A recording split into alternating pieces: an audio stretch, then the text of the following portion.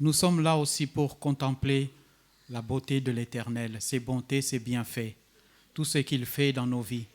Et si nous sommes là aujourd'hui, c'est parce que Christ est ressuscité. Et si nous sommes là aujourd'hui, c'est parce que aussi il est parmi nous. Amen. Amen.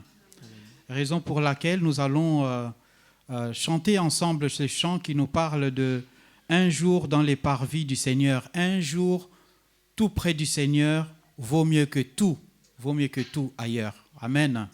Je vous invite à nous lever et chanter ensemble ce cantique.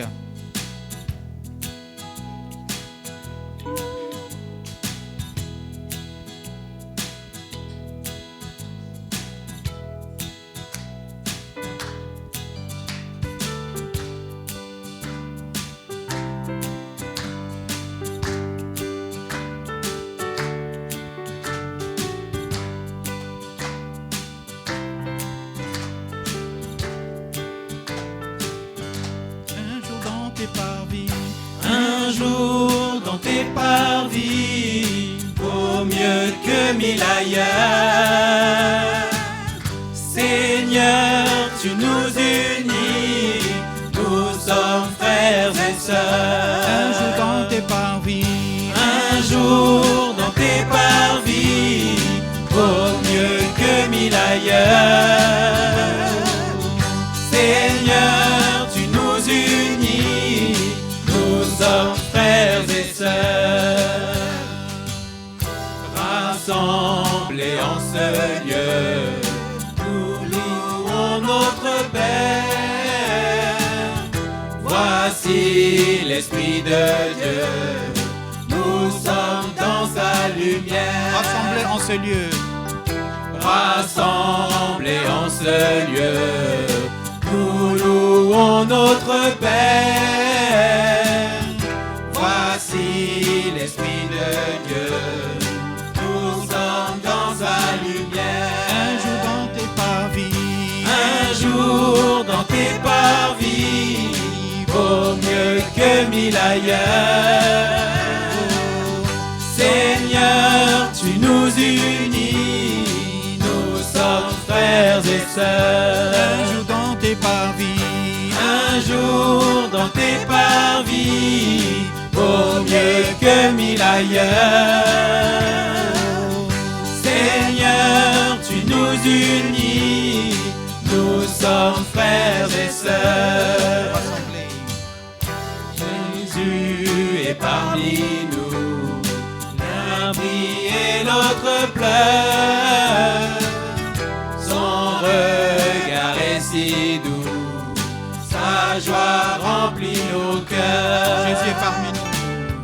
Jésus est parmi nous, l'un brille et l'autre pleure.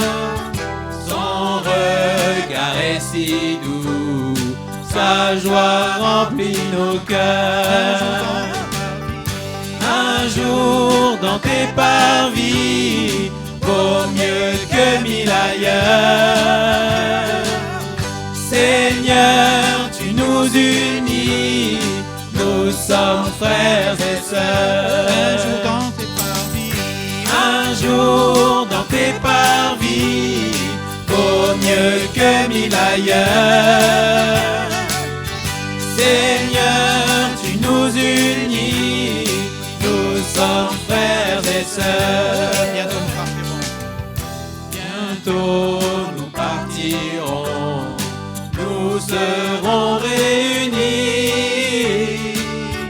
Sans fin nous le verrons, nous louerons Jésus-Christ. Bientôt nous partirons.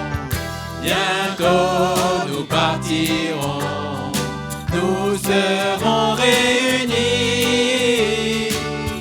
Sans fin nous le verrons, nous louerons Jésus-Christ. Un jour dans tes parvis vaut mieux que mille ailleurs.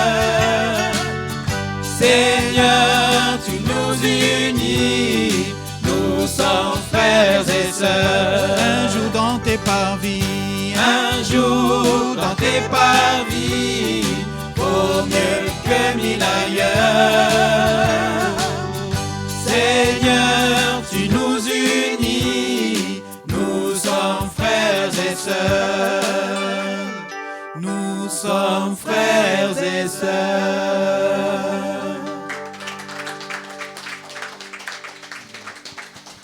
Bonjour à tous et bienvenue dans la maison du Seigneur. Et nous saluons également ceux qui nous suivent depuis les réseaux sociaux et nous allons partager ce temps de culte. Et en introduction, je voudrais lire le psaume 96. Chantez à l'Éternel un cantique nouveau. Chantez à l'Éternel, vous tous habitants de la terre. Chantez à l'Éternel et bénissez son saint nom. Annoncez de jour en jour son salut.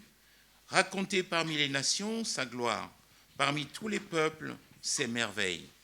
Car l'Éternel est grand et très digne de louange. Il est redoutable par-dessus tous les dieux.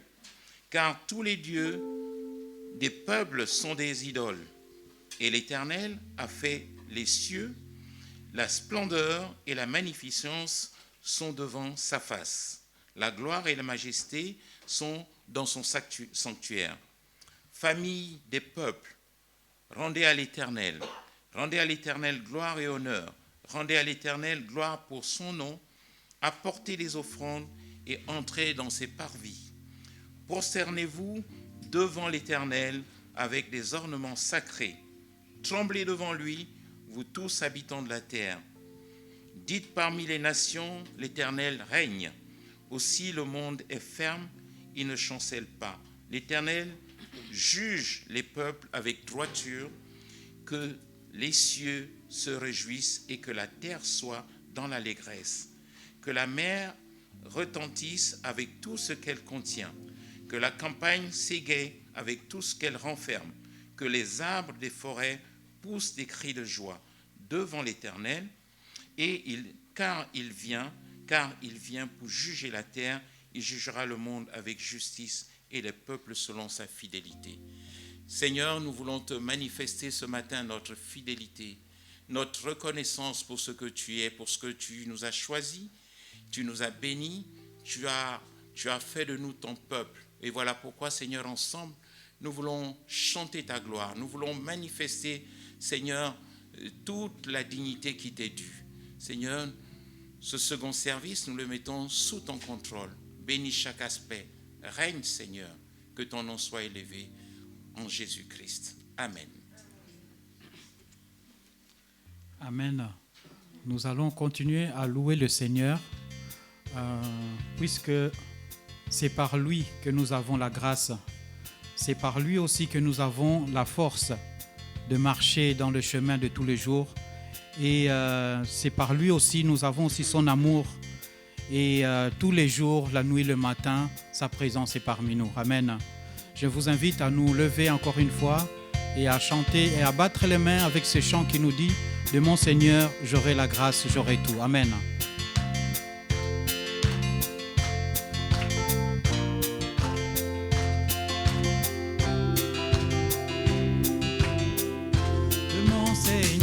De mon Seigneur, j'aurai la grâce de chercher encore ces vastes desseins. De mon Seigneur, j'aurai la force de marcher encore sur le même chemin. De mon Jésus, j'aurai l'amour, la nuit, le jour, jusqu'au bout du matin. De mon Jésus, j'aurai toujours le doux secours de sa tendre main. De mon Jésus, j'aurai l'amour, la nuit, le jour, jusqu'au bout du matin. De mon Jésus, j'aurai toujours le doux secours de sa tendre main. De mon Seigneur, j'aurai la grâce de de chercher encore ces vastes desseins de mon Seigneur. J'aurai la force de marcher encore sur le même chemin de mon Jésus, j'aurai l'amour, la nuit, le jour, jusqu'au bout du matin de mon Jésus.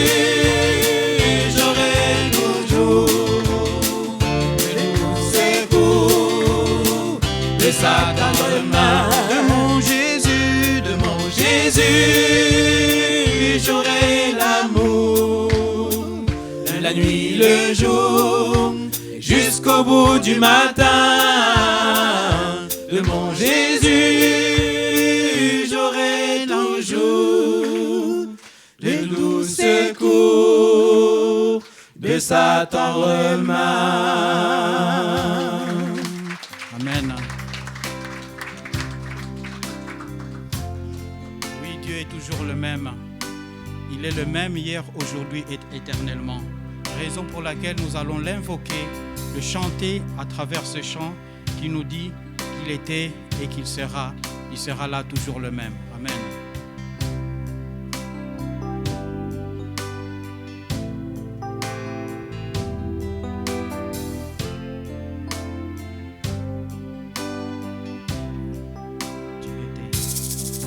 Tu étais, tu es, tu seras toujours le même, toujours le même. Tu as fait, tu fais, tu feras tant de merveilles, tant de merveilles.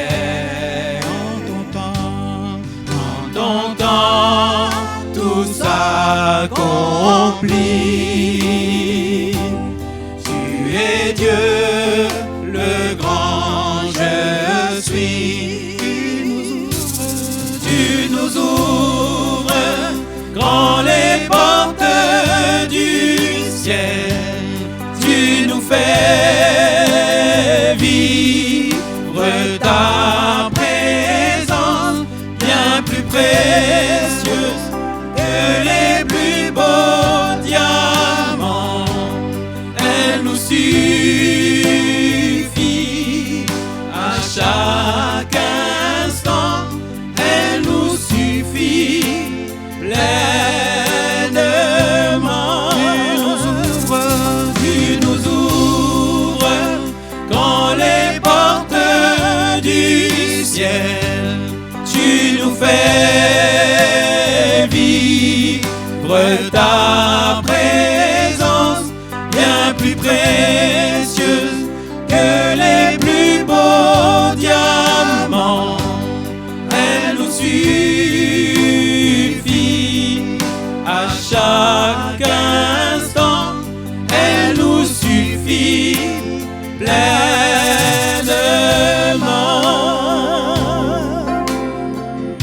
Nous allons reprendre encore une fois. Tu étais, tu seras. Tu étais, tu es, tu seras toujours le même, toujours le même. Tu as fait, tu fais, tu feras tant de merveilles, tant de merveilles. Son temps, tout s'accomplit. Tu es Dieu, le grand je suis. Tu nous ouvres grand les portes du ciel. Tu nous fais vivre ta présence bien plus précieuse que les plus beaux diamants. Elle nous suffit à chaque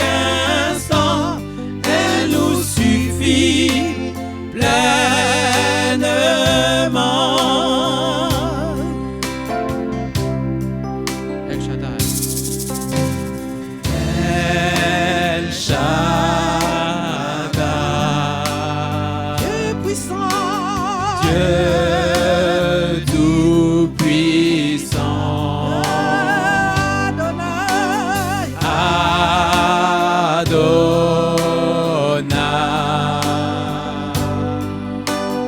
Dieu qui vit éternellement.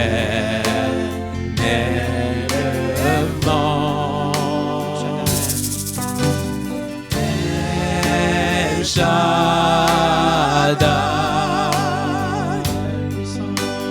Dieu tout-puissant. Adonai, Dieu qui vit, Dieu qui vit éternellement. Tu nous ouvres grand les portes du ciel. Tu nous fais vivre ta présence bien plus précieuse que les plus beaux diamants. Elle nous suffit à chaque instant. Elle nous suffit pleinement. Tu nous ouvres grand les portes du ciel. Tu nous fais vivre ta présence bien plus précieuse que les plus beaux diamants. Elle nous suffit à chaque instant. Elle nous suffit pleinement.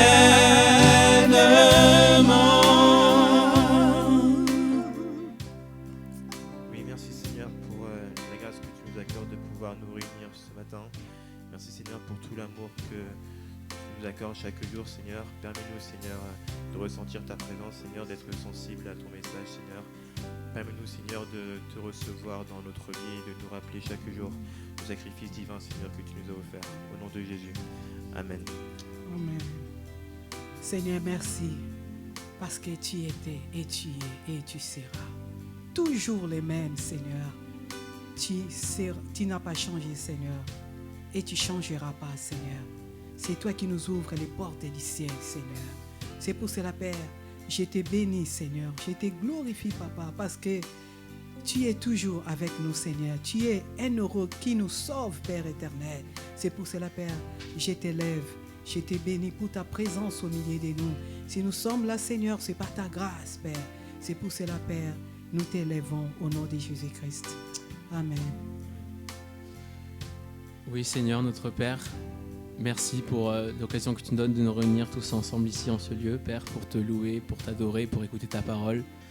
Merci pour la semaine que tu nous as donnée, Seigneur. Merci pour les joies que tu nous as accordées. Merci aussi pour les épreuves que tu nous donnes, Seigneur, qui nous permettent de nous fortifier dans notre foi et de nous diriger vers toi, Seigneur.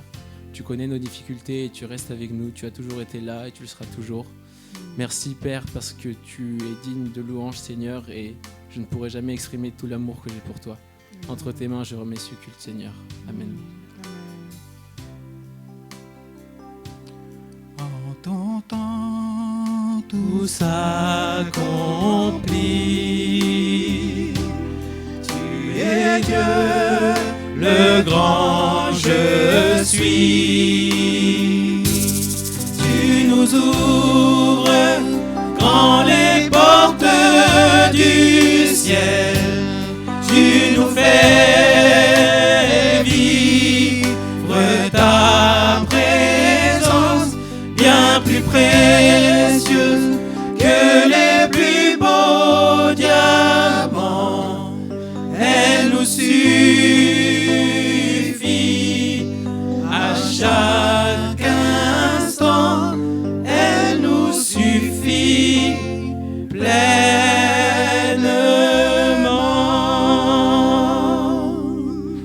merci Seigneur, parce que ta présence, Seigneur, nous suffit pleinement. Tout ce que tu fais pour nous, Seigneur, ta parole nous suffit pleinement. Tes bienfaits, Seigneur, nous suffit pleinement. Merci encore une fois de plus, Seigneur, pour ce moment, Seigneur, que tu permets que nous soyons là pour te louer et t'adorer. Merci, Seigneur, aussi parce que tu es une réponse à nos douleurs. Tu es une réponse à nos maladies. Tu es une réponse, Seigneur, à nos requêtes, Seigneur. Merci pour tout au nom de Jésus. Amen. Amen. Amen. Amen. Nous allons continuer à louer le Seigneur avec ce que nous lui avons apporté comme offrande. Amen.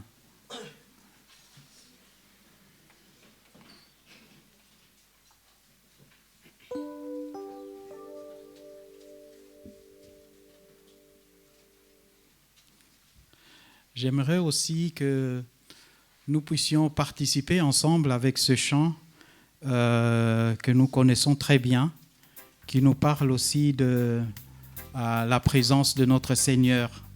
Nous savons très bien qu'il vient du ciel sur la terre. Amen. Je loue ton nom éternel. Tu viens du ciel sur la terre montrer la voie. Il est venu nous montrer la voie. De la terre à la croix, il a tout payé pour nous. Et de la croix jusqu'au tombeau, il n'est pas seulement resté dans le tombeau, mais aussi jusqu'au ciel, il est remonté. Et nous louons l'Éternel parce que c'est en ce moment, il intercède aussi pour nous. Il est omniprésent, il est là présent parmi nous. Amen. Je vous invite à nous lever et à chanter avec joie ce chant. Amen.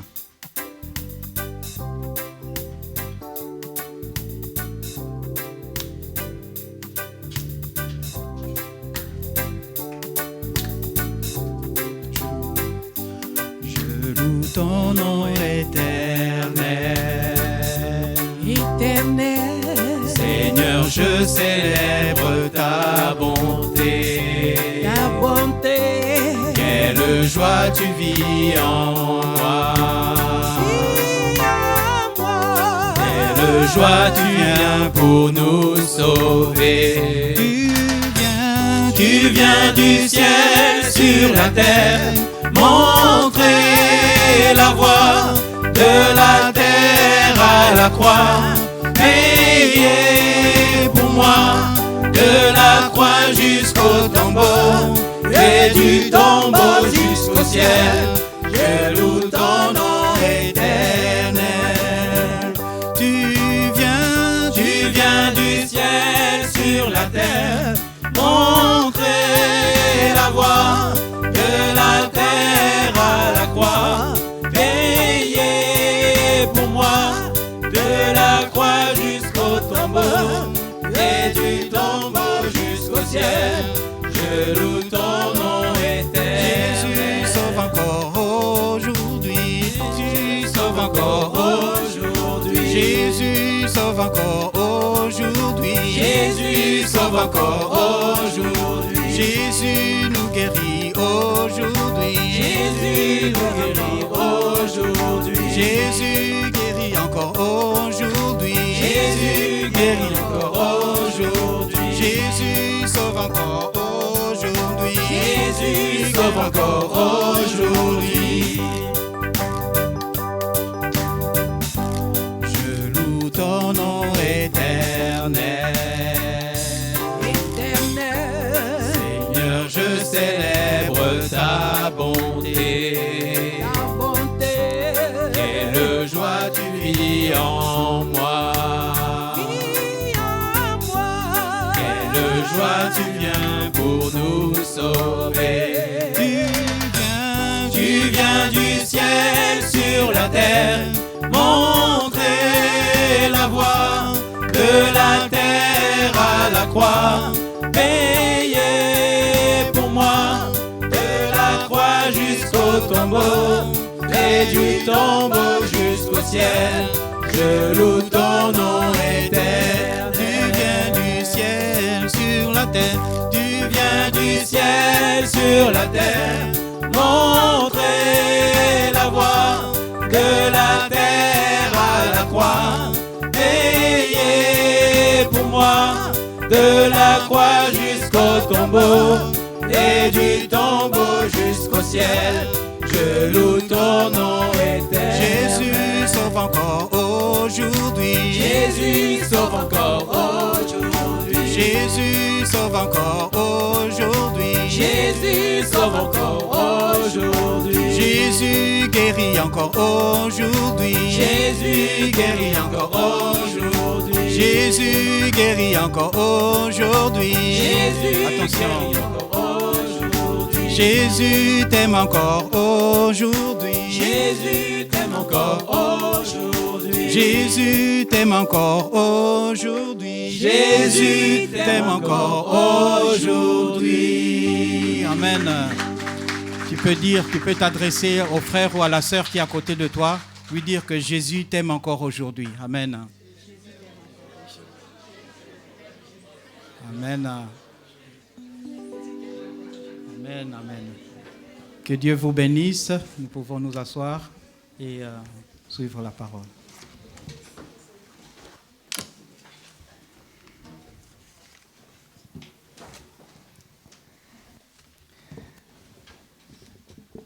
Amen. Jésus nous a aimés de toute éternité et Jésus nous aime encore aujourd'hui.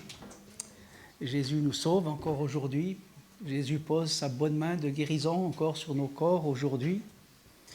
Et puis aujourd'hui, on va voir que Jésus nous sanctifie encore aujourd'hui. C'est vrai que dans notre logo qui représente notre union d'église, il y a Jésus sauve, Jésus sanctifie, Jésus guérit et Jésus vient à nouveau. Et le thème d'aujourd'hui, eh bien, ça sera celui de la sanctification. Transformé pour vivre et servir en sainteté.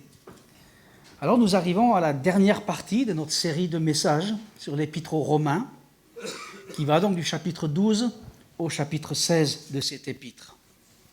Alors aujourd'hui, nous allons nous concentrer sur le chapitre 12, qui lui aussi est divisé en 3 parties. Une exhortation à être transformée, les 2 premiers versets. Exhortation au service pour le Seigneur, du verset 3 au verset 8. Et puis ensuite des exhortations pratiques dans nos relations les uns envers les autres, du verset 9 jusqu'au verset 21. Alors voilà, nous sommes arrivés donc maintenant à la partie pratique de cet épître de Paul aux Romains. On le sait, Paul a l'habitude de donner une partie théorique, et après il dit, bon, voici, maintenant c'est la théorie, et maintenant, eh bien, il est temps de mettre en pratique tout ce que vous avez appris, tout ce que vous avez compris. On l'a dit déjà la dernière fois, c'est vrai que dans la partie théorique, il y a aussi des aspects pratiques, et dans la partie pratique, il y aura aussi des aspects théoriques. Mais principalement, à partir du chapitre 12 jusqu'au chapitre 16, eh bien, l'apôtre Paul va nous encourager, va nous exhorter à mettre en pratique tout ce que nous avons appris. Et si nous avons compris réellement le message, eh bien maintenant, il est temps de passer aux choses concrètes. Amen. Alors, je vous exhorte donc, si vous avez compris ce que cela signifie d'être justifié en Christ, vous avez compris le prix payé par le Seigneur sur la croix du Calvaire, vous avez compris ce que signifie d'avoir été racheté, d'avoir été pardonné, d'avoir été amené des ténèbres à la lumière. Maintenant, marchez dans la lumière. Je vous exhorte donc, je vous engage fortement. C'est-à-dire que ce qui suit n'est pas optionnel. C'est pas dire, bon, ben maintenant je suis justifié, c'est bon, je peux aller tranquille, attendre que le Seigneur revienne ou attendre de partir à sa présence. Ce qui suit n'est pas une option. Si vous avez vraiment compris cela, eh bien maintenant, je vous exhorte, nous dit l'apôtre Paul, verset 1 du chapitre 12, je vous exhorte donc, frères, par les compassions de Dieu, à offrir vos corps comme un sacrifice vivant, saint, agréable à Dieu, ce qui sera de votre part un culte raisonnable. Je vous invite à offrir, à présenter votre vie sur l'autel du sacrifice. Votre être tout entier, bien sûr, quand il parle du corps, c'est notre âme et notre esprit, mais de façon pratique, un sacrifice vivant, saint, agréable à Dieu, ce qui implique bien sûr quelque part un renoncement à quelque chose. Quand on s'offre en sacrifice, quand on fait un sacrifice, ça veut dire que l'on renonce. On renonce à quelque chose. Maintenant, en ce moment, si vous avez compris ce que cela signifie d'être justifié en Christ, eh bien, vous êtes appelés maintenant à vous présenter devant Dieu comme un véritable sacrifice. Je ne sais pas combien d'entre vous ont lu hier et aujourd'hui le livre de l'Exode. On est au chapitre 29 et ce matin, chapitre 30 du livre de l'Exode. Demain, dans Romains, on va lire chapitre 12, versets 1 à 8, ce que nous lisons en ce moment. Mais si vous avez lu le livre de l'Exode ce matin, chapitre 28 et chapitre 29, eh bien vous avez vu que le Seigneur appelait Aaron et ses enfants à la consécration. Il les appelait à la sainteté. Il les appelait à un service saint pour le Seigneur. Et il les appelait bien à faire des sacrifices pour que Dieu puisse mettre en évidence bien, cette séparation pour le ministère, pour le service que Dieu avait donné à Aaron et à ses enfants dans le tabernacle que le Seigneur demandait à Moïse de construire. Et là, le Seigneur nous appelle à nous maintenant bien, à faire la même chose. Il nous appelle nous aussi qui sommes maintenant justifiés en Christ, bien, à vivre et à manifester et à mettre en évidence, pas seulement comme un effort, et même pas du tout comme un effort, mais comme une vie rendue au Seigneur pour que lui puisse agir et nous sanctifier pour que nous puissions le servir, non pas de quelque manière que ce soit, mais de la meilleure manière qui correspond. Comme un sacrifice de bonne odeur. C'est ce qu'il présente dans ce chapitre 30 que nous allons lire aujourd'hui. Un sacrifice qui monte vers le Seigneur. C'est une vie qui monte vers le Seigneur et qui manifeste la grâce qu'il nous a donnée en Jésus-Christ en nous justifiant. Un sacrifice vivant, de façon concrète, visible, constante. Un sacrifice saint, un sacrifice pur, un sacrifice agréable, un sacrifice selon sa volonté, un sacrifice raisonnable, un sacrifice intelligent, un sacrifice évident, un sacrifice inéluctable. On ne peut pas passer à côté, on doit. C'est l'évidence même. Si je suis justifié en Jésus-Christ, je ne peux pas faire autrement que lui offrir ma vie pour qu'il l'utilise pour sa gloire. Et cette vie doit être purifiée totalement par le sceau de l'agneau, par le sang de l'agneau. Alors c'est pour cela, ou pour que cela soit possible, il nous dit au verset 2, « Ne vous conformez pas au siècle présent, mais soyez transformés par le renouvellement de l'intelligence, afin que vous discerniez quelle est la volonté de Dieu, ce qui est bon, agréable et parfait. » Ne vous conformez pas au système de pensée dans lequel nous sommes aujourd'hui, système de pensée influencé par le prince de ce monde et mis en évidence par ceux qui ne croient pas dans le Dieu créateur des cieux et de la terre, qui ne croient pas dans le Dieu de l'Écriture et qui font les choses à leur manière. Et malheureusement, ce n'est pas à la manière de Dieu. Mais on est dans un système de vie, un système d'enseignement, où depuis tout petit et de plus en plus, on enseigne à nos enfants et on nous enseigne à nous, et ceux qui sont encore à l'université encore aujourd'hui, on nous enseigne des valeurs qui sont des valeurs opposées à celles de Dieu. Et même si on veut défendre celles de Dieu, on nous traite de ringards, de dépassés, et qu'on n'a pas le droit de parler de Dieu. Parler de toutes les choses mauvaises de ce monde, tout est possible. Parler de Dieu et de la sainteté de Dieu, non, ça, interdit. Ça, on ne peut pas le faire. Alors, on se laisse transformer sans s'en rendre compte. Et nos enfants sont transformés sans qu'ils se rendent compte. Et si on n'est pas attentif à cela, eh bien, ils vont être perméables à un enseignement qu'ils vont recevoir jour après jour, semaine après semaine, mois après mois, année après année, jusqu'à l'université. Et nous aussi.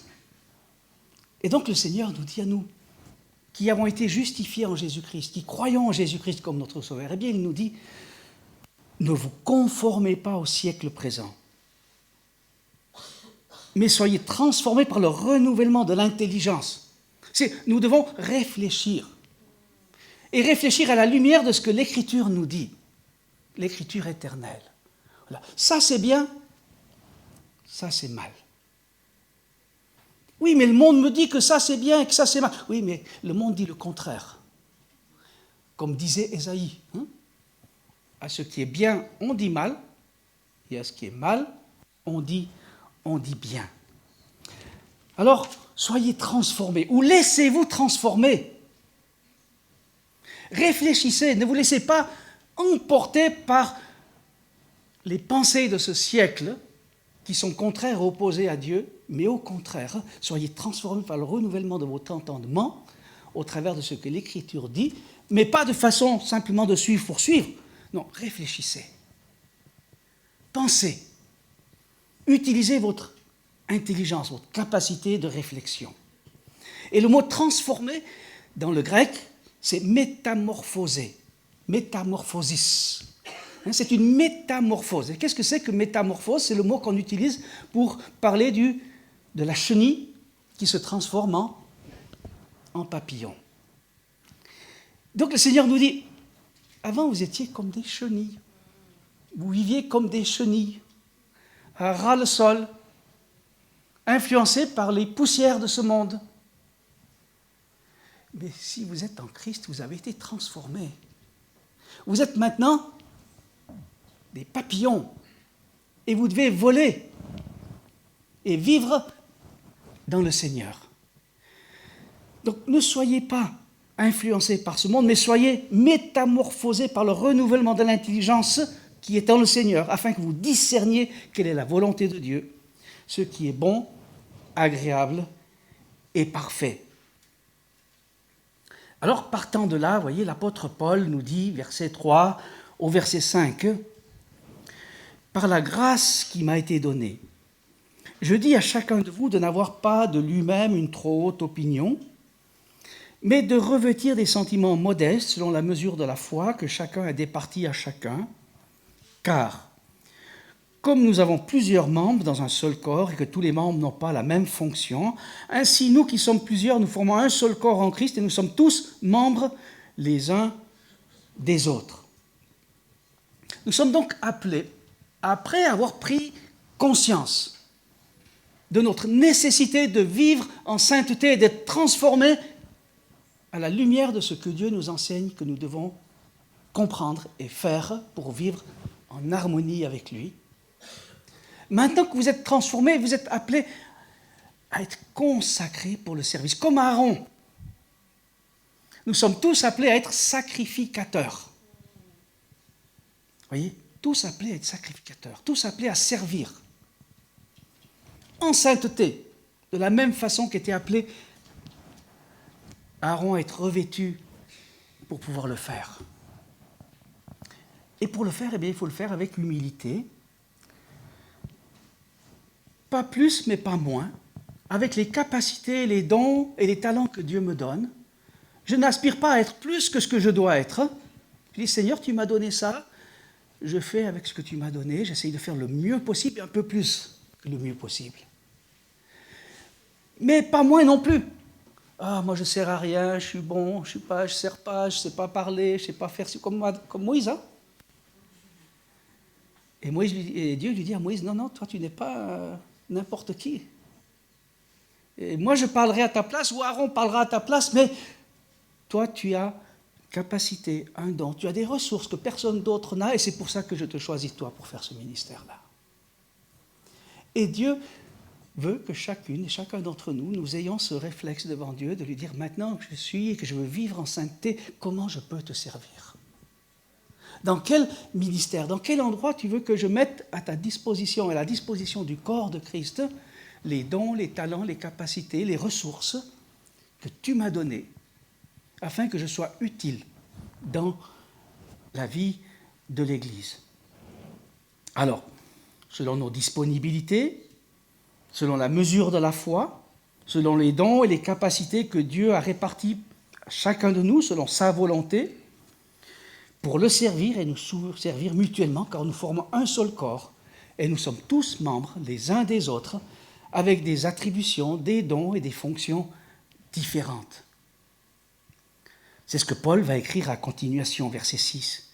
Puisque nous avons des dons différents, selon la grâce qui nous a été accordée, que celui qui a le don de prophétie l'exerce en proportion de la foi, que celui qui est appelé au ministère s'attache à son ministère, que celui qui enseigne s'attache à son enseignement, que celui qui exhorte à l'exhortation, que celui qui donne le fasse avec libéralité, que celui qui préside le fasse avec zèle, que celui qui pratique la miséricorde le fasse avec joie.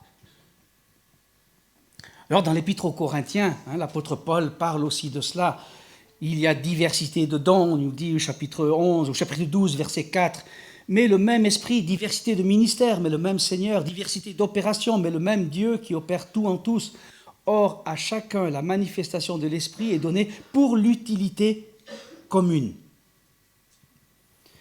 Dieu donne des dons, des capacités, des ressources, non pas pour nous, mais pour que nous puissions les utiliser pour les autres. Il donne des capacités pour que nous puissions les utiliser pour nous servir mutuellement et servir le Seigneur, le servir dans le cadre de l'Église et dans l'extension du message de l'Évangile également. Alors ici, il reprend quelques-uns des dons mentionnés. Ce n'est pas une liste exhaustive. L'apôtre Paul mentionne quelques exemples des dons et des services et des ministères que l'on peut réaliser. Ce ne sont pas tous les dons, tous les ministères, mais il en donne quelques-uns. Donc il parle de la prophétie. Prophétie, c'est la capacité de parler de la part de Dieu, exceptionnellement des messages révélés directement. Ça peut arriver, mais c'est plutôt rare. Mais plus généralement, il s'agit de la capacité d'exposer la parole de Dieu, la révélation écrite, de telle manière que cette parole impacte les auditeurs. Alors, il y a différents types de prophètes, comme dans l'Ancien Testament. Il y a Ésaïe, il y a Jonas, il y a différents types, différents styles, différentes approches, différentes sensibilités. Mais Dieu parle au travers de celui qui est appelé à exposer la parole. Il parle à nos cœurs, il veut parler à nos cœurs, il veut nous fortifier, nous conduire, et nous, on doit être à l'écoute. Dieu veut utiliser différents ministères pour annoncer le message de l'Écriture. Et puis il va parler donc ensuite que celui qui est attaché au ministère s'attache à son ministère. Alors ici, le mot qu'il utilise, c'est diaconat, diaconia, diaconie. C'est un mot qu'on retrouve par exemple dans le livre des Actes, au chapitre 6 du livre des Actes, quand les disciples se sont retrouvés dans une situation compliquée parce qu'il y avait des personnes qui se retrouvaient démunies à cause de la problématique d'être rejetés de leur famille parce qu'ils étaient arrivés à l'Évangile. Souvent, dans les familles, on rejetait ceux qui devenaient croyants, comme ça se passe encore aujourd'hui dans certains milieux religieux en particulier, où quand quelqu'un vient au Seigneur, eh bien, on le déshérite. On le met dehors. C'est encore ce qui se passait. Ce qui se passait ici, on les mettait dehors. Ils se retrouvaient dans la rue souvent. Et donc, il y avait besoin d'aide. Donc, en ce temps-là, le nombre des disciples augmentant, les hellénistes murmurèrent contre les Hébreux parce que leurs veuves étaient négligées dans la distribution qui se faisait chaque jour. Les 12 convoquèrent la multitude des disciples et dirent « Il n'est pas convenable que nous laissions la parole de Dieu pour servir aux tables. C'est pourquoi, frères, choisissez parmi vous 7 hommes de qui l'on rende un bon témoignage, qui soient pleins d'Esprit Saint et de sagesse, et que nous chargerons de cet emploi, et nous continuerons à nous appliquer à la prière et au ministère de la parole. » Et là, ministère, que ce soit des tables ou ministère de la parole, c'est le même mot, c'est diaconat, diaconia. C'est le service. On sert de façon pratique, dans l'aide, dans la nourriture, ou on sert de façon de la parole, le ministère spirituelle, de la parole ou de la prière. Et Dieu donc donne des ministères différents, des activités différentes, mais c'est toujours dans le même service devant Dieu, même niveau. L'important, c'est de servir le Seigneur là où Dieu nous place avec les ressources et les dons qu'il nous donne. Et donc ici, le Seigneur nous appelle, donc certains, au ministère de la parole, au service de la parole. Il fait la différenciation de ces deux ministères, les diacres et les anciens, dans l'Église primitive. Par exemple, dans notre Église, on a un conseil d'administration qui administre les biens de la vie de l'Église, et un conseil d'anciens qui administre la vie spirituelle, qui administre la parole, et qui regarde et qui veille au bien-être de la vie spirituelle de l'Église. Par exemple, dans Éphésiens, au chapitre 4, on va trouver aussi ces ministères de la parole qui sont décrits de cette façon-là, en parlant des apôtres, des évangélistes. Oui, si on va au chapitre 4, verset 11, il nous dit « Et il a donné les uns comme apôtres, les autres comme prophètes, les autres comme évangélistes, les autres comme pasteurs et docteurs, pour le perfectionnement des saints, en vue de l'œuvre du ministère et de l'édification du corps de Christ, afin que, verset 16, c'est de lui... Et grâce à tous les liens de son assistance, que tout le corps, bien coordonné, forme un solide assemblage, tire son accroissement selon la force qui convient à chacune de ses parties et s'édifie lui-même dans l'amour. Dieu donne des ministères, donne des dons pour que le corps de Christ puisse s'édifier mutuellement et pour que l'on puisse avancer ensemble dans le service à Dieu en sainteté et donc dans la mesure de dons et des forces qu'il nous donne. Alors, on ne va pas développer tout cela ici, il nous faudrait plusieurs heures, plusieurs jours, pour pouvoir parler de tout ce qui est le service et les dons et ce que Dieu nous appelle à faire. Mais il dit, voilà, celui qui est appelé au ministère, qu'il soit attaché au ministère. Que celui qui est appelé à enseigner, qu'il soit attaché à l'enseignement. Que celui qui est appelé à exhorter, à l'exhortation. Et en fait, il ne met même pas le mot attaché ici, ça a été traduit pour que ça soit plus fluide dans le langage. Mais en fait, il dit celui qui est appelé au ministère, que celui qui est appelé à enseignement, ou à enseigner, à l'enseignement. Que celui qui est appelé à exhorter, à l'exhortation. Cela veut dire que celui qui a reçu cet appel et ces dons doit le faire avec conscience, doit le faire avec l'autorité que Dieu donne, avec la conviction que Dieu donne, avec passion, avec zèle, avec redevabilité, avec fidélité, et dans les versets qui suivent, aussi avec joie, et selon la capacité que Dieu nous donne. Vous voyez, si l'on revient au livre des Actes, maintenant dans les derniers versets, que celui qui s'attache, donc celui qui est appelé au ministère s'attache à son ministère, celui qui enseigne s'attache à son enseignement, que celui qui exhorte à l'exhortation, que celui qui donne le fasse avec libéralité, que celui qui préside le fasse avec zèle, que celui qui pratique la miséricorde le fasse avec joie. C'est-à-dire qu'on ne fasse pas le ministère de façon nonchalante. Qu'on ne fasse pas le ministère de façon, minimum syndical. Je fais ce qu'il y a à faire, je suis là, j'accomplis mon ministère et je m'en vais. Je viens, je fais ci et je repars. Non, je m'engage formellement, je m'engage responsablement, je m'engage dans un cadre de redevabilité, je m'engage à le faire de la meilleure manière possible et surtout à le faire en sainteté. Je ne sers pas le Seigneur d'une façon légère. Je me présente devant Dieu pour qu'il puisse me qualifier pour pouvoir le faire correctement et de la bonne manière. Alors, bien sûr, cela vaut pour tous les services et ministères dans l'Église. Et nous sommes tous appelés à exercer, dans la mesure de notre appel et de nos dons et de nos possibilités, un ou plusieurs services dans l'Église. Alors, beaucoup d'entre vous ici ont un ministère ou un service. On a des personnes qui sont à l'accueil, des personnes qui sont à la sono, des personnes qui sont à la louange, des personnes qui sont à la cuisine, des personnes qui font le ménage pendant la semaine quand on ne les voit pas. Il y a des personnes qui prêchent, il y a des personnes qui enseignent aux enfants, aux adultes. Il y a des personnes qui s'occupent du live, il y a des personnes... Voilà, il y a plein de ministères que l'on peut réaliser et que nous sommes appelés à réaliser donc avec ces caractéristiques-là. Donc ça veut dire, vous voyez, celui qui sert, il arrive à l'heure. Oh non, il arrive avant l'heure pour préparer son ministère. Et puis parfois, il doit rester après l'heure pour compléter ce qui a été fait, pour remettre en ordre les choses. Donc ça veut dire servir le Seigneur va impliquer un sacrifice. Un sacrifice. Notre vie est un sacrifice. Notre vie, notre sainteté, notre vie de sanctification doit être comme un je m'offre sur l'autel du sacrifice pour Dieu. Et pour le servir, eh bien, je m'offre sur l'autel du sacrifice pour Dieu aussi. C'est-à-dire, je fais dans mes forces et même au-delà de mes forces, comme disait l'apôtre Paul. Ça ne veut pas dire sans intelligence. Parce que certains disent, ah ben si le Seigneur veut, je vais le servir à 150, à 200%. Je laisse mon travail, je laisse ma famille et je pars en Patagonie. Ben non, ce n'est pas ça que le Seigneur nous demande.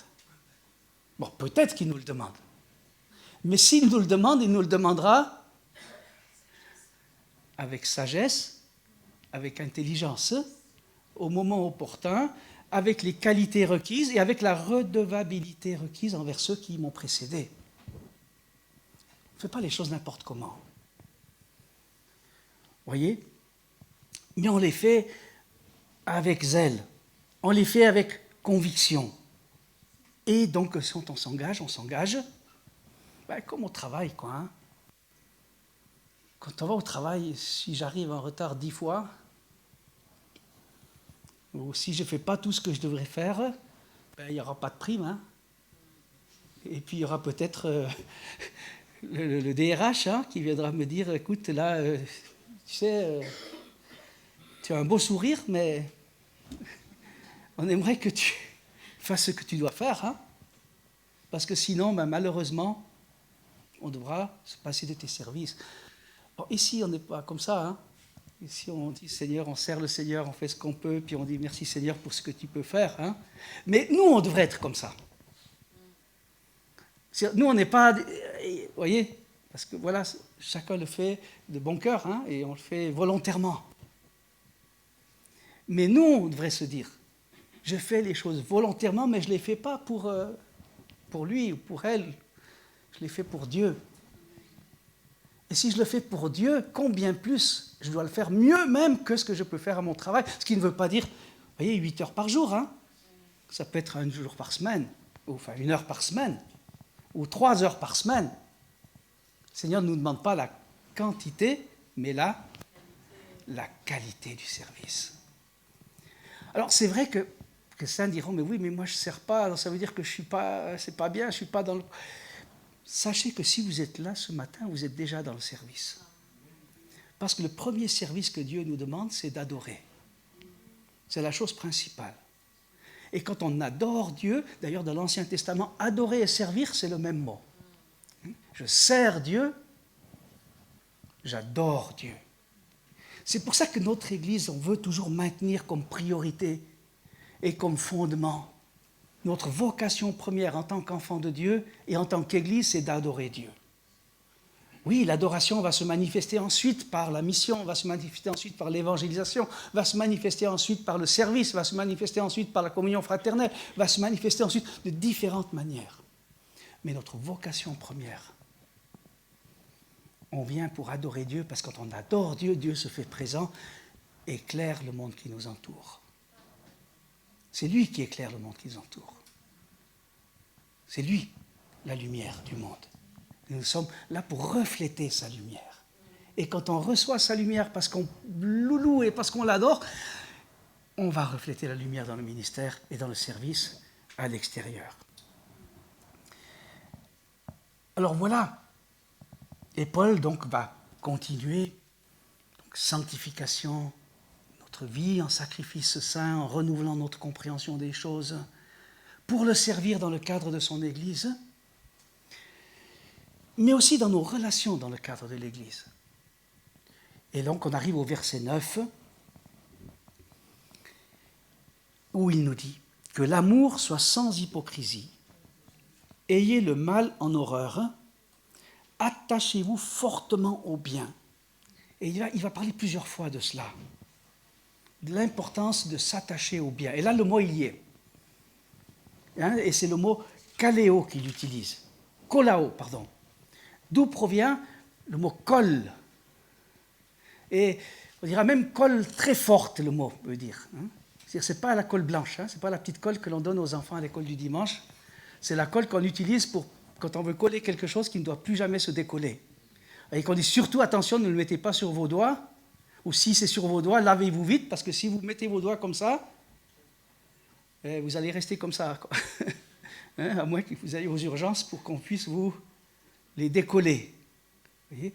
Donc quand il dit que l'amour soit sans hypocrisie, sans faux semblant, attachez-vous fortement au bien, ça veut dire, oui, le bien c'est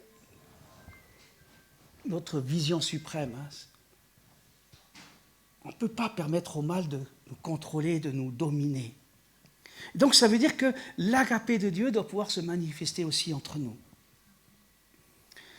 Au verset 10, par amour fraternel, donc là il utilise le mot Philadelphia, soyez pleins d'affection les uns pour les autres, par honneur usez de prévenance réciproque. Affection fraternelle, faire passer l'intérêt des autres avant le nôtre, être disponible pour le service, pour remplacer si l'autre n'a pas pu venir. C'est ce qu'on voit. Vous voyez, on voit souvent cela à l'accueil ou à la sécurité. On a WhatsApp et on communique et dit « Oh, aujourd'hui je ne pourrais pas être là, est-ce que tu peux me remplacer ?» Et 2 secondes après, ou 2 minutes, parfois 3, il y a quelqu'un qui met « Ah ben moi je n'étais pas de service aujourd'hui, mais je te remplace. » Ah, merci Seigneur. On est dans cette disponibilité-là. Ayez du zèle et non de la paresse, verset 11. Soyez fervents d'esprit, servez le Seigneur. Fervent d'esprit, ça veut dire vie profonde dans le Seigneur. Servir Dieu, oui, on a dit, avec zèle, avec conviction, en donnant le temps nécessaire, mais sans négliger notre relation personnelle et vivante avec Dieu. Parce que si mon service devient simplement un service extérieur, mais que je n'ai plus cette relation profonde avec Dieu, je n'ai plus cette vie profonde avec Dieu, je n'ai plus cette relation profonde avec mon Seigneur, qu'est-ce que je vais apporter ? Du métal qui résonne.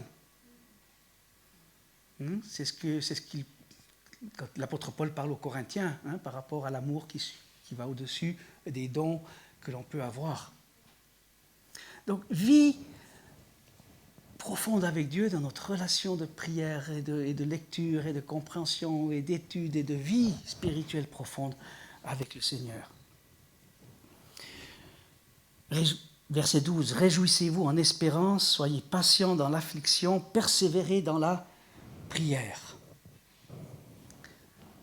C'est vrai que ce n'est pas toujours facile, le monde dans lequel on est, beaucoup d'afflictions, beaucoup de difficultés, beaucoup d'obstacles, beaucoup de circonstances qui nous dépassent.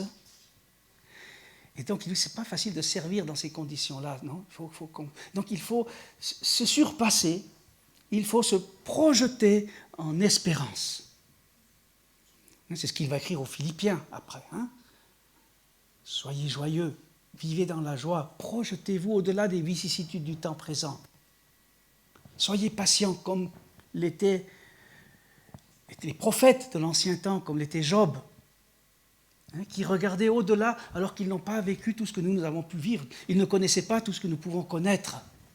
Et cependant, ils se projetaient en espérance vers les promesses que Dieu avait données. Donc,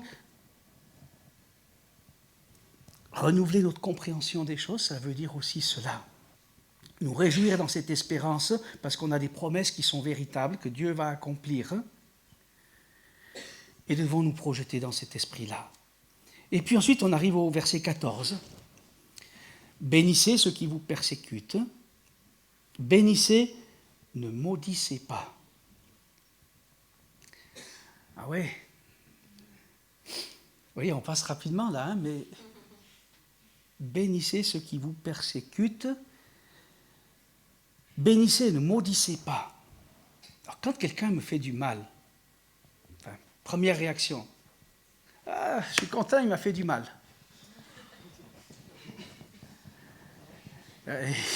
Non. Comment est-ce possible que cette personne encore... Et en plus, je suis dans le Seigneur, et pourquoi on me persécute ? Si je suis dans le Seigneur, tout devrait être bien. Je ne devrais jamais souffrir d'aucune manière. Hein.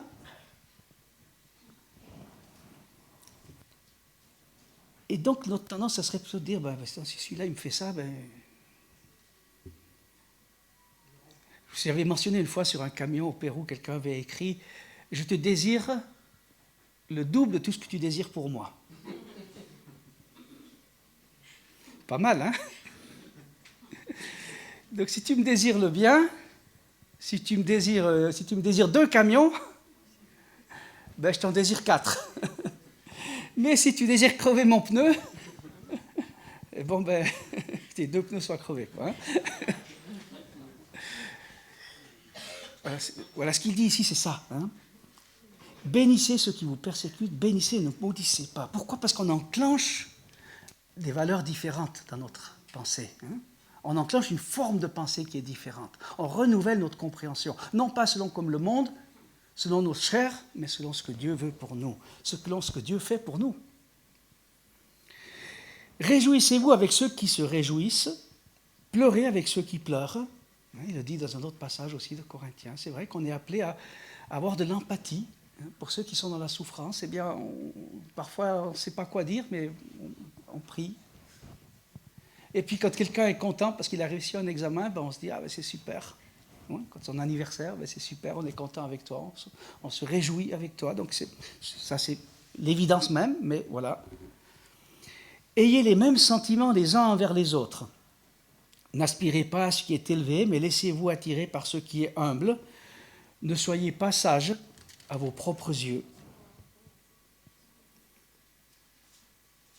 Oui, acceptez ce qu'on a vu tout à l'heure. Hein.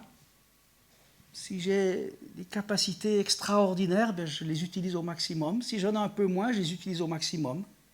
Je fais ce qui est important que je fasse et je me sens bien de le faire. Et je n'aspire pas à être comme l'autre ou à faire ce que l'autre fait ou à avoir les dons et les capacités de l'autre, mais je me contente dans ce que j'ai, ce que je suis, que Dieu a permis que j'ai et que je reçoive. Hein, le contentement, ça fait partie aussi de ce que Dieu veut pour nous. Parce qu'après, dans l'éternité, on aura beaucoup de choses. Hein. Donc, prenons ce que Dieu nous donne et vivons-le du mieux possible. Ne rendez à personne le mal pour le mal. Recherchez ce qui est bien devant les hommes. S'il est possible, autant que cela dépend de vous, soyez en paix avec tous les hommes. Bon, ne rendez à personne le mal pour le mal. Recherchez ce qui est bien devant tous les hommes. Bon, de nouveau, hein, c'est vrai, quand quelqu'un nous fait du mal, notre première action serait de dire, attends, s'il me fait ça, moi... Hein. Et le Seigneur nous dit, non, c'est pas comme ça. S'il nous a fait du mal, je vais changer ma pensée, et moi je ne vais pas lui faire du mal, je vais lui faire du bien. Voilà, vous voyez, on est dans un autre monde, hein. On est le monde des béatitudes. Et s'il est possible, autant que cela dépend de vous, soyez en paix avec tous les hommes. Alors je ne sais pas si vous avez des conflits dans votre vie de tous les jours avec des personnes, avec vos collègues, dans la famille par exemple, parfois, hein. Ça nous est arrivé d'avoir des conflits. Ça nous arrive d'avoir des conflits avec des personnes avec qui on n'est pas d'accord. Et donc, voilà, on se bagarre un peu, quoi. Chacun donne son opinion, même dans la famille, et même dans le couple, souvent. Et donc là, il nous dit, soyez en paix avec tout le monde s'il est possible. Alors, ce n'est pas toujours possible. Si l'autre personne ne veut pas être en paix et que nous, on cherche à faire tout ce qui est de notre possible pour le faire et que l'autre ne le fait pas, c'est le Seigneur qui verra, quoi. Hein. C'est comme ça. Mais moi, j'essaye de faire tout ce qui est possible de mon côté. Ne vous vengez point vous-même, bien-aimés, mais laissez agir la colère de Dieu. Car il est écrit, à moi la vengeance, à moi la rétribution, dit le Seigneur. Mais si ton ennemi a faim, affame-le.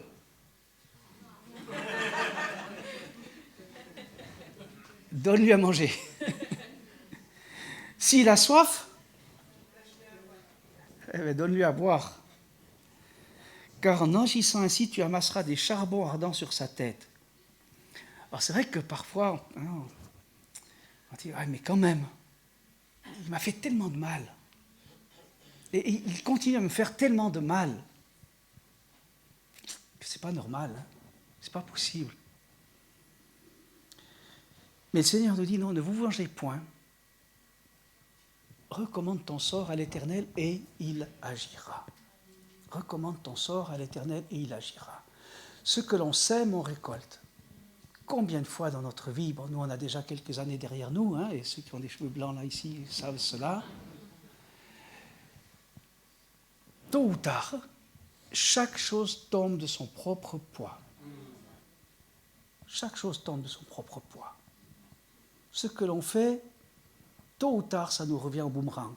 Si c'est bien, ça nous revient en bien. Mais si on fait des choses qui ne sont pas bien, tôt ou tard, ça va nous retomber dessus. Et combien de fois on a vu ça dans notre vie? On s'est dit, Seigneur, tu sais, cette situation, je ne la supporte pas. Ce que me fait cette personne, ce n'est pas normal. Mais bon, je te le mets. Je te le dépose à tes pieds. Je laisse faire. C'est toi qui verras.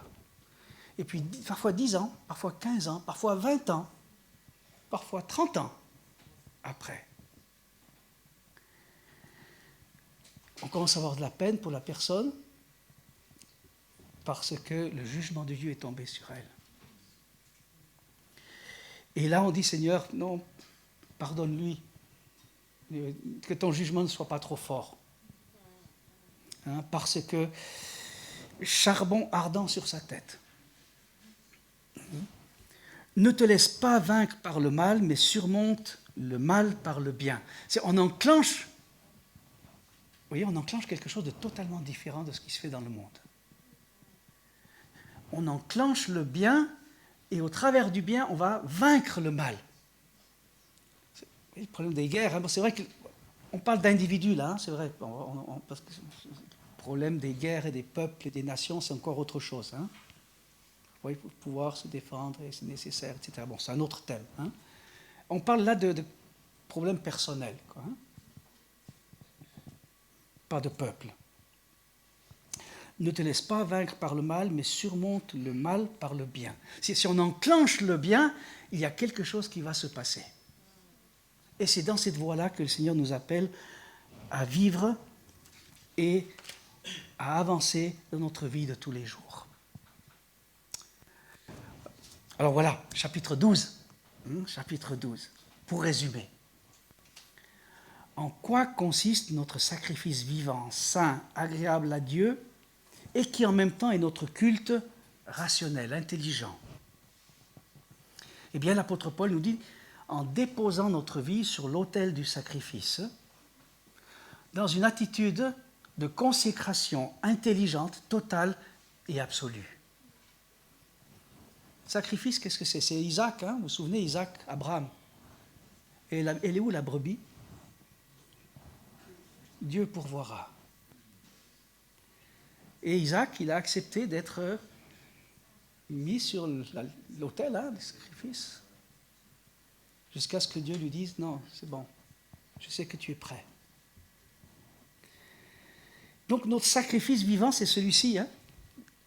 Déposer notre vie sur l'autel du sacrifice en consécration intelligente, totale et absolue, en renonçant à notre moi, en renonçant au péché et en s'attendant à Dieu pour une entière sanctification.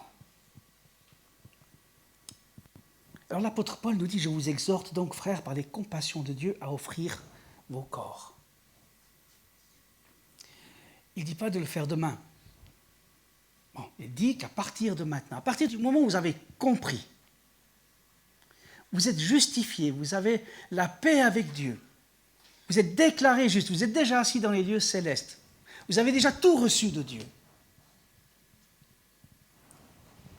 Aujourd'hui, c'est le moment. Alors, moi je suis dans ce cheminement et j'avance avec le Seigneur. Mais peut-être que l'un ou l'autre d'entre nous ici se trouve dans un moment où les choses ne sont pas si bien et puis qu'il y a des choses qui ne sont pas vraiment à la lumière de ce qui est écrit ici. Et là, l'apôtre Paul peut-être nous dit, aujourd'hui c'est le jour. De la même façon qu'un jour tu as dit au Seigneur, je te demande pardon, je suis pécheur, je te reçois comme mon sauveur. Hein. Peut-être qu'il y a un jour comme celui-ci où le Seigneur nous dit, je suis ton sauveur, mais est-ce que je suis ton sanctificateur? Est-ce que tu vis en sacrifice vivant? Est-ce que ta vie est un sacrifice vivant, saint et agréable à Dieu? Et si ce n'est pas le cas, eh bien peut-être qu'aujourd'hui c'est le jour pour lui dire, Seigneur, je suis là. Prends-moi. Dépose-moi sur l'autel du sacrifice. Et j'accepte ta volonté parfaite et agréable pour ma vie. Je me rends totalement à toi. Pour pouvoir te servir, pour pouvoir vivre en sainteté, pour pouvoir vivre des relations fraternelles qui correspondent.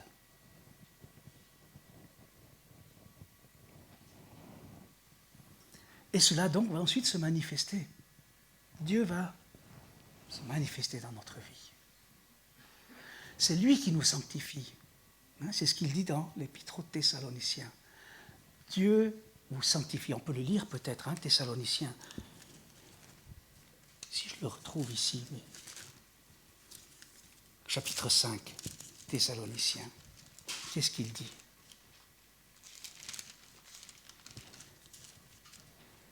Que le Dieu de paix vous sanctifie lui-même, tout entier, et que tout votre être, l'esprit, l'âme et le corps soient conservés irréprochables lors de l'avènement de notre Seigneur Jésus-Christ. Celui qui vous a appelé est fidèle, et c'est lui qui le fera. Quelque part, cette œuvre de sanctification n'est pas nécessairement l'effort que nous faisons pour essayer de. Non, c'est la disposition de notre cœur de placer notre corps, c'est-à-dire tout notre être, sur l'autel du sacrifice pour que lui nous sanctifie. Il est à l'œuvre. Et nous, ce qu'il veut, c'est que nous soyons disponibles, disposés, pour que lui réalise cette œuvre de sanctification, pour que nous puissions le servir dans les différents domaines que nous avons vus, et puis aussi pour que nous puissions vivre comme il veut que nous vivions les uns avec les autres, et puis ensuite que nous vivions aussi dans le cadre de la société dans laquelle nous sommes. Et c'est ce qu'il va parler au chapitre 13. Et ça, c'est le prochain épisode, Fin du chapitre 12. Puis le chapitre 13, il rentre dans une autre chose, c'est-à-dire comment vivre cela dans la société dans laquelle nous sommes, avec des autorités qui ne sont peut-être pas toujours à la hauteur de ce qu'elles devraient être. Alors, je ne parle pas de la France, dans le monde. Je ne parle pas nécessairement de l'autre côté non plus. Chacun, voilà. Mais quel que soit, voilà, on verra ça au chapitre 13, dimanche prochain. Amen. On va prier. Seigneur notre Dieu, Dieu Tout-Puissant, Père très saint, nous sommes ici dans ta présence. Nous croyons que Jésus-Christ est Seigneur des Seigneurs, qu'il est Dieu fait homme, qu'il est notre Sauveur, qu'il est mort pour nous sur la croix du Calvaire, qu'il est ressuscité, qu'il est à ta droite. Et dans ta parole ici, tu nous dis au travers de l'apôtre Paul que nous devons nous présenter devant toi pour t'offrir nos vies comme un sacrifice saint, agréable et vivant. Tu connais les cœurs, Seigneur, tu connais les besoins de chacun. Que chacun s'examine soi-même.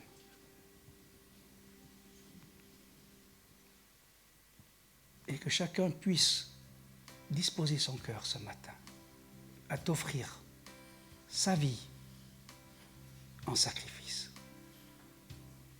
Nous en remettons pleinement à ta grâce, à ta miséricorde et à ton œuvre de sanctification dans nos vies pour que nous puissions te servir de façon consacrée,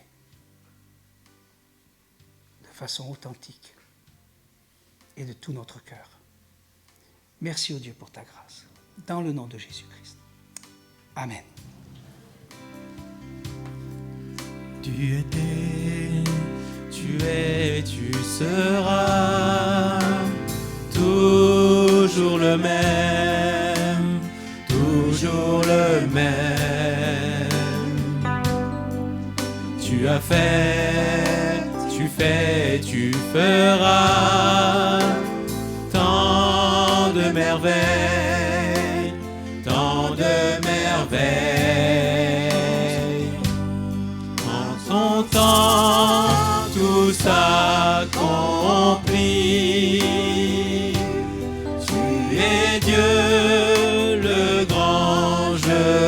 suis.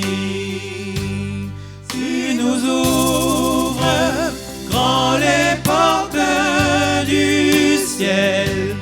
Tu nous fais vivre ta présence bien plus précieuse que les plus beaux diamants.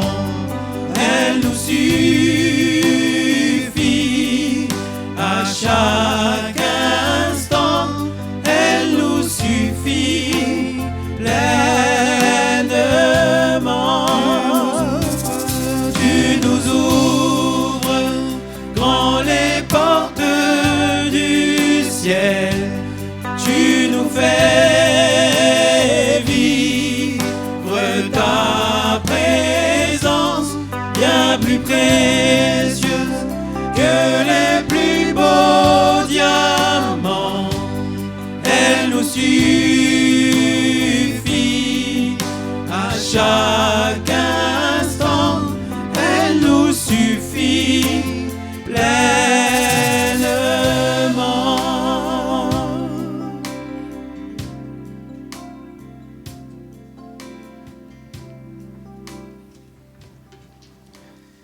Amen. Merci pour la grâce de Dieu qui nous suffit pleinement, qui nous remplit chaque jour et nous permet de vivre comme il veut que nous vivions pour lui dans la joie et dans la paix.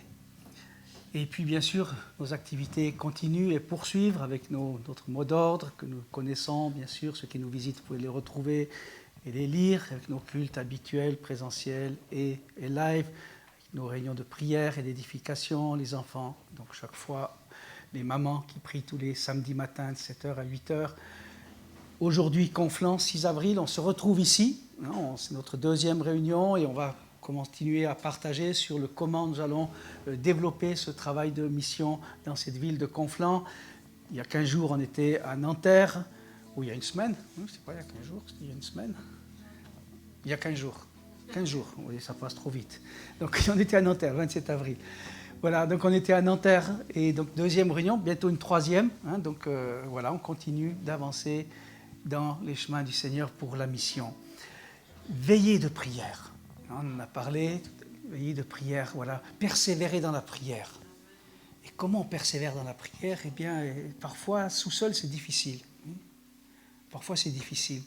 Et la veillée de prière, je ne dis pas que c'est facile, parce que le Seigneur, vous voyez, les disciples, quand ils étaient avec le Seigneur le jour justement du jeudi, et que le Seigneur s'est mis à prier, et que les disciples se sont endormis, il leur dit, vous ne pouvez pas prier avec moi, même quelques instants.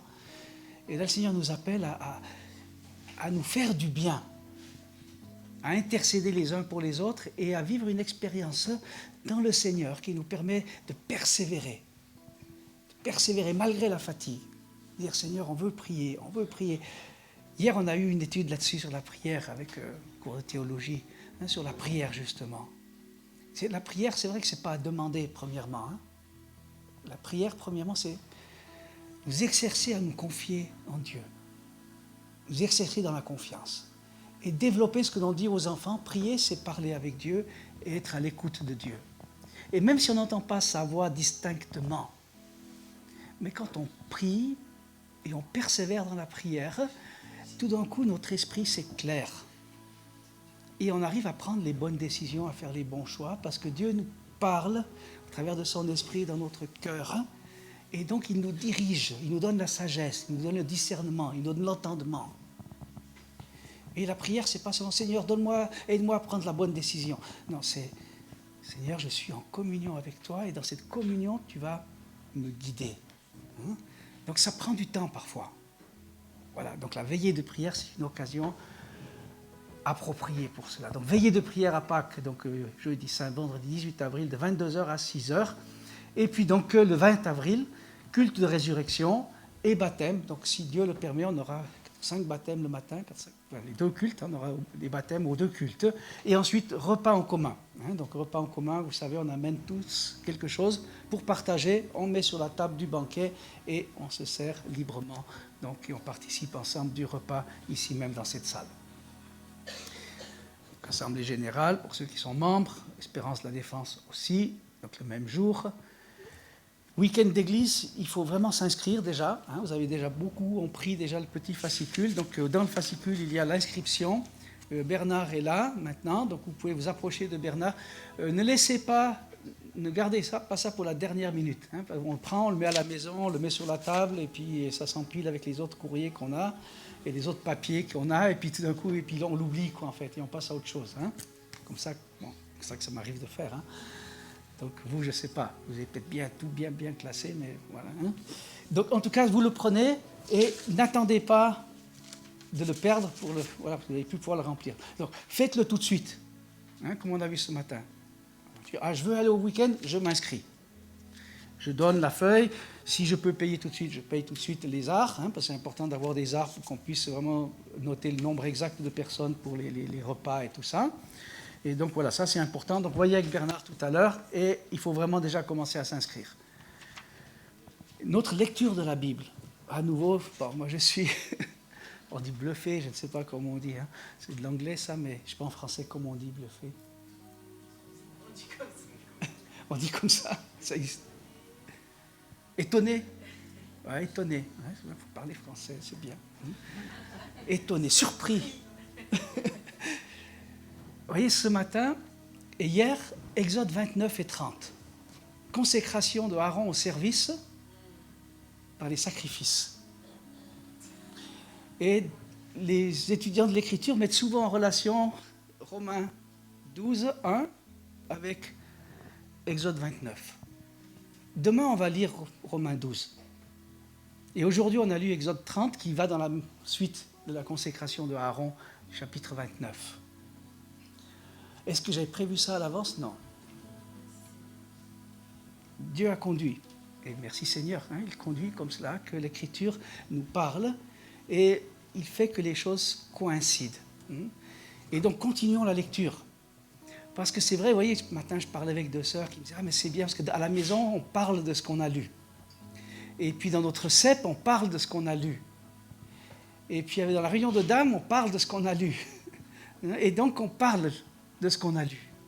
Et comme on lit la même chose, eh bien, on parle de la même chose.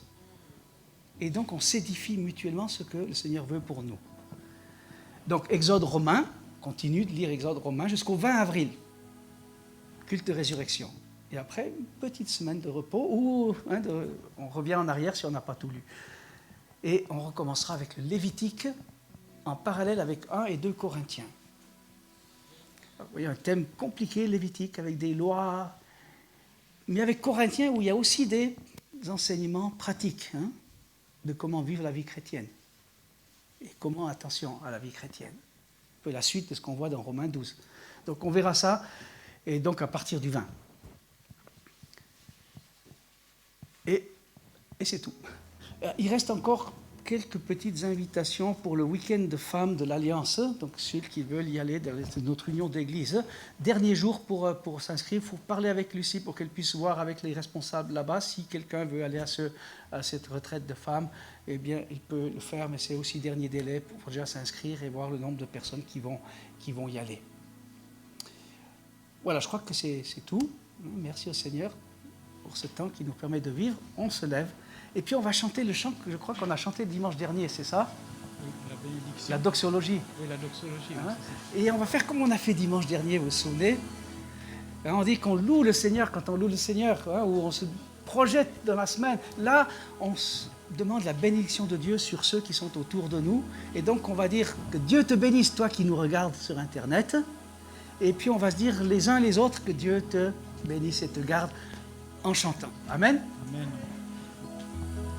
Dieu te bénit et te garde, il rayonne sur toi, t'accorde sa grâce, ton Dieu seul tourne vers toi, te donne paix. Dieu te bénit et te garde. Amen. Te bénit et te garde, il rayonne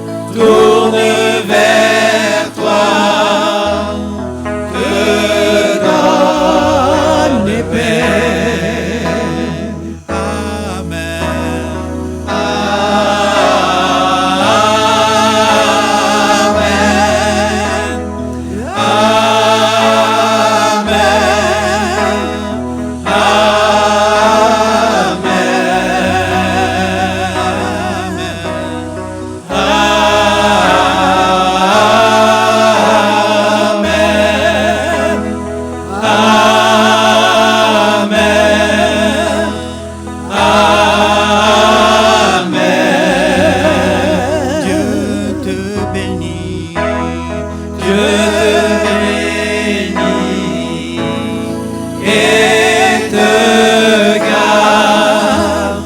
Il rayonne sur toi, t'accorde sa grâce. Ton Dieu seul tourne vers toi, te donne paix. Amen. Amen. On a presque envie de rechanter Amen. Non? C'est que ça manquait là. Amen.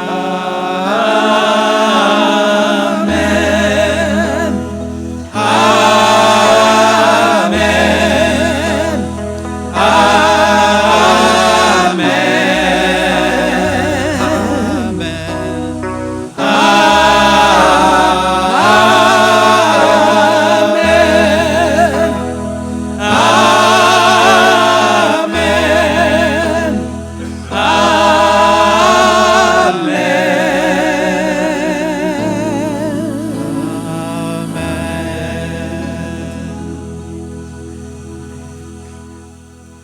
Que le Dieu de paix vous sanctifie lui-même tout entier.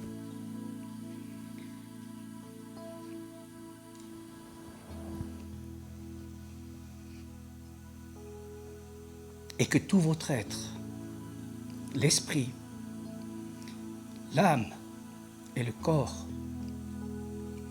soient conservés irréprochables lors de l'avènement de notre Seigneur Jésus-Christ. Celui qui vous a appelé est fidèle et c'est lui qui le fera. Seigneur nous bénisse. Amen. Seigneur vous bénisse. Bon dimanche, bonne semaine. Amen. Amen. Amen.